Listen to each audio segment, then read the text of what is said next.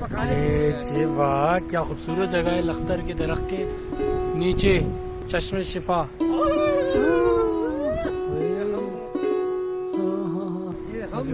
ये दरख्त है और ये दरख्त में सुराख है। आज अगेन हमारा रास्ता रवा दावा। अब हम चश्मे शिफा से अब जा रहे हैं हम लोग माउंटेन की तरफ। तो ये हमारा आखिरी पड़ाव था, चश्मे शिफा। इसके बाद माउंटेन है इंशाल्लाह, फिर झील सफुल्ला है, ये आपने देखा।